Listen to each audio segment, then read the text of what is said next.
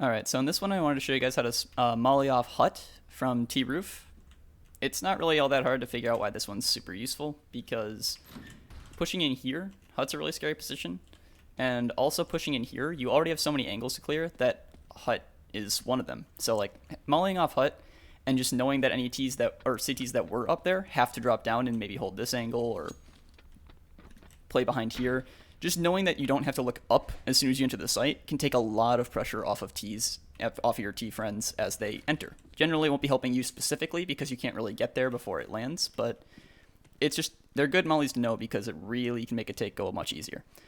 So first I wanted to show you one of the more common ones that I've seen. It's this, and it's a running jump throw. And it'll bounce down and land right here.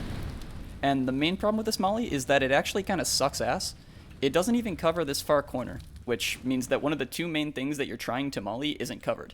It can be thrown really quickly, but it's only good in the case that you're like straight rushing the site, and it is completely defeated by one of two mollies. If that's thrown, or this is thrown, then your entire team has to just sit there as your molly did nothing, and now these mollies have completely negated you, and it doesn't even cover the whole thing. Like it's not a good way to do it in general. It's better than nothing, but not something I'd recommend. And then there's, I'd say this is an acceptable one, but not ideal. You want to line up with this little edge of the right, I don't know what these are, but, and you look here and it's a running throw. It'll land right here. The reason I don't like this one as much is because, we'll see if we can get it to spread. It can spread down here, so it can actually partially block and damage your team.